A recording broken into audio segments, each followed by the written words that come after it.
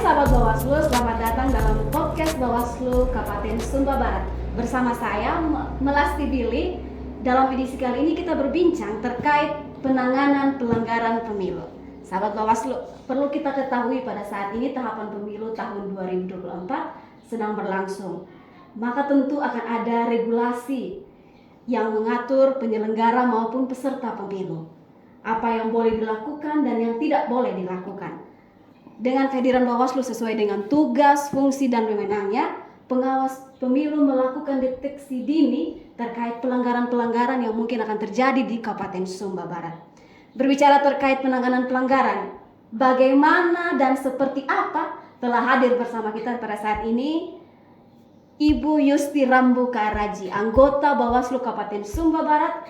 Ibu ini membidangi divisi penanganan pelanggaran dan penyelesaian sengketa. Selamat sore Ibu, bagaimana keadaannya? Lumayan sehat. Oke, lumayan sehat. Oke Ibu, sekarang kita akan berbicara mengenai penanganan pelanggaran. Apa sih hal-hal menarik terkait dengan penanganan pelanggaran? Bisa Ibu jelaskan? Ya, mungkin di awal yang perlu diperhatikan bahwa pemilu itu merupakan sarana kedaulatan rakyat, di mana akan sangat rawan dengan pelanggaran-pelanggaran pemilu. Karena tentunya di pemilu ini adalah ruang kontestasi antara peserta pemilu. Sehingga harapan kita semua pastinya pemilu ini akan berjalan baik proses maupun hasilnya, harapan kita dia berkualitas dan berintegritas.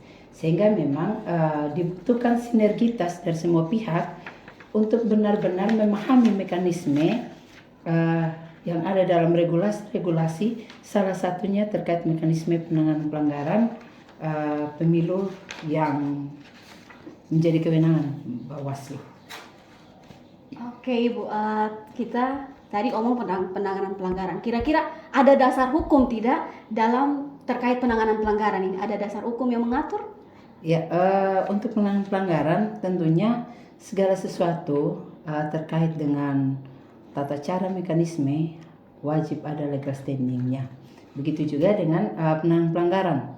Untuk penanganan pelanggaran, dasar hukum yang wajib diperhatikan adalah Undang-Undang 7 tahun 2023, Junto Undang-Undang 7 2017. Selain Undang-Undang Pemilu, ada juga peraturan-peraturan Bawaslu, seperti peraturan Bawaslu nomor 7 tahun 2022 tentang penanganan pelanggaran, Perbawaslu nomor 8 tahun 2022 tentang penanganan pelanggaran administrasi. Selain itu juga ada peraturan nomor 3 tahun 2023 itu tentang penegakan sentra gakumdu. Dan sebagai penyelenggara pemilu wajib hukumnya juga untuk menggunakan peraturan DKPP nomor 2 tahun 2017 itu tentang kode etik penyelenggara pemilu. Terkait dengan penanganan pelanggaran, bagaimana cara masyarakat mengetahui adanya dugaan pelanggaran? Itu kira-kira bisa dijelaskan itu? Baik, untuk memahami terkait dengan penanganan pelanggaran, kita harus terlebih dahulu itu memahami apa sih definisi pelanggaran pemilu. Apa sih yang dimaksud dengan penanganan pelanggaran? Sehingga berdasarkan Perbawaslu 7, yang dimaksud dengan pelanggaran pemilu itu berarti berbicara tentang perbuatan atau keadaan yang tidak sesuai dengan peraturan perundang-undangan, terkhususnya Undang-Undang Pemilu. Nah, sedangkan penanganan pelanggaran itu sendiri adalah serangkaian proses penanganan pelanggaran yang meliputi temuan, penerimaan laporan, pengumpulan alat bukti,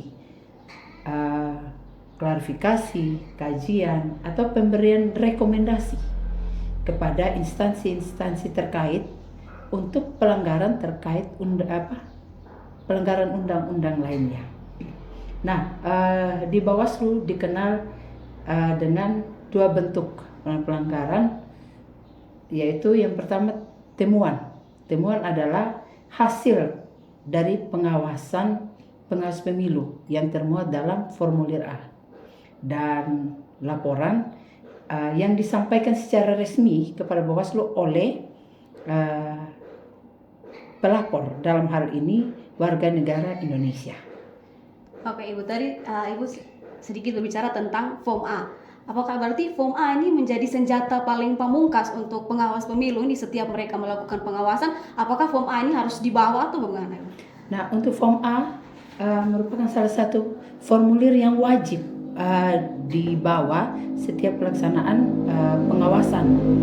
Nah, dalam Form A ini termuat bukan saja identitas daripada pengawas pemilu itu sendiri, tetapi uraian pengawasannya dan juga ada terkait dengan dugaan pelanggaran di dalamnya, sehingga dalam pengawasan jika terdapat dugaan pelanggaran itu bisa dicatat dalam Form A. Oke. Dan Form A ini salah satu yang dipakai menjadi alat bukti di majelis MK. MK ya Ibu ya, berarti sangat penting ya Ibu ya.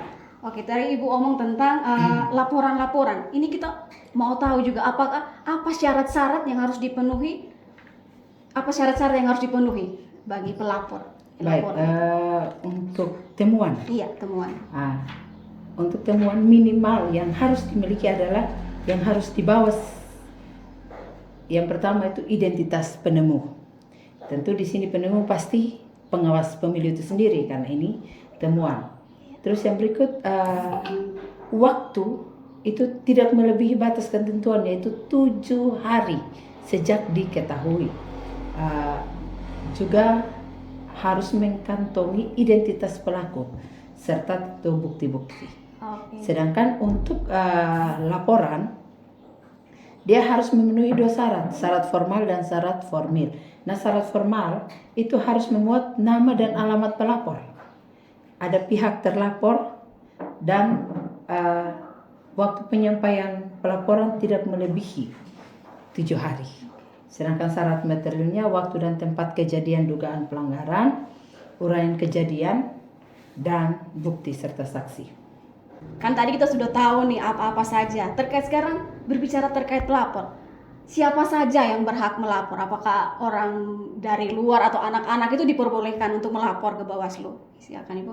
Baik, kalau berdasarkan Undang-Undang 7 atau Perbawaslu 7, di situ dicatat bahwa yang dapat menjadi pelapor itu harus warga negara Indonesia yang sudah memiliki hak pilih atau terdapat dalam DPT, betul sekali. Yang berikut peserta pemilu. Peserta pemilu itu partai politik, perseorangan untuk DPD dan pasangan calon untuk presiden dan wakil presiden. Saat ini bisa juga bakal calon atau calon. Terus juga pemantau pemilu, dan yang perlu dicatat adalah pemantau pemilu haruslah yang sudah terakreditasi di Bawaslu. Oke, baik. Ini Ibu, kita sudah tahu jenis-jenis pelanggaran apa ini. Nah, sekarang jika ditemukan ada beberapa jenis pelanggaran, nah kemanakah rekomendasi itu diteruskan? Ibu. Baik, kalau di Bawaslu dikenal dengan ada 4 jenis pelanggaran. Yang pertama, pelanggaran administratif pemilu dan TSM. Itu terkait dengan pelanggaran terhadap tata cara, prosedur, mekanisme yang berkaitan dengan administrasi pelaksanaan pemilu. Dan terkait ini biasa direkomendasikan ke penyelenggara pemilu dalam hal ini KPU. Sedangkan untuk yang kedua ada yang dikenal dengan pelanggaran kode etik, yaitu pelanggaran etika yang dilakukan oleh penyelenggara pemilu yang didasarkan pada sumpah atau janji penyelenggara pemilu yang diucapkan sebelum pelaksanaan tugas atau biasa dibilang sebelum pelantikan.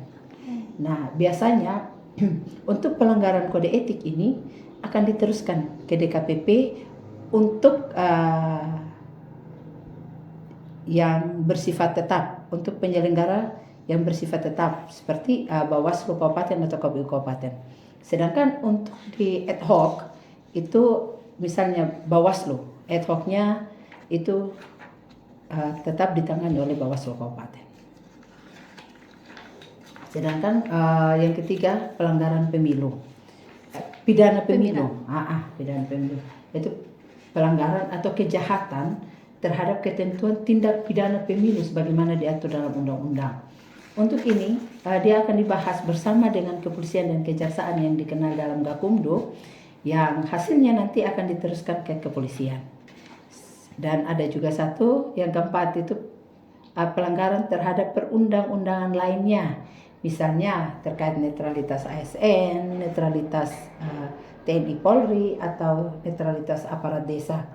Yang melanggar misalnya ASN, yang melanggar Undang-Undang 5 2016 terkait dengan peraturan ASN atau peraturan desa, seperti itu.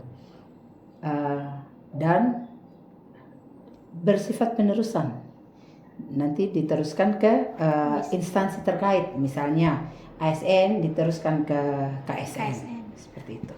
Baik, kita sudah sampai di terakhir Ibu. Ibu sudah menjelaskan terkait jenis-jenis pelanggaran, siapa saja yang boleh melapor. Ini Ibu, kita mau butuh closing statementnya Ibu. Harapan Ibu untuk pemilu di tahun 2024. Kira-kira apa Ibu?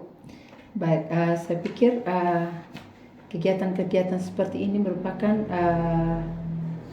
kegiatan-kegiatan yang sangat positif untuk mengedukasi masyarakat Sumba Barat sehingga dapat meminimalisir terjadinya pelanggaran pemilu. Dan harapan kami Bawaslu Sumba Barat tentunya agar masyarakat tidak boleh takut untuk melaporkan setiap dugaan pelanggaran pemilu dan langsung datang ke Bawaslu. Bisa melapor secara langsung hari Senin sampai Kamis itu jam 8 sampai jam 4 sore. Hari Jumat jam 8 sampai jam setengah 5 sore, atau biasa kita bilang pukul 16.30. Bisa juga lewat aplikasi Sigap Lapor. Itu bisa dilihat di alamatnya di website Bawaslu Kabupaten Sumba Barat. Baik, terima kasih Ibu. Sahabat Bawaslu, itulah perbincangan kita pada kesempatan hari ini. Semoga bermanfaat. Terima kasih Ibu Yusti sudah menjadi narasumber dalam kegiatan kita pada hari ini dalam podcast Bincang Pemilu. Saya Melasti Billy beserta kru Bawaslu Kabupaten Sumba Barat mengucapkan terima kasih. Kita akan bertemu lagi di podcast selanjutnya. Ibu, kita sama-sama ucap tagline Bawaslu. 1, 2, 3. Bersama rakyat awasi pemilu, bersama Bawaslu tegakkan keadilan pemilu.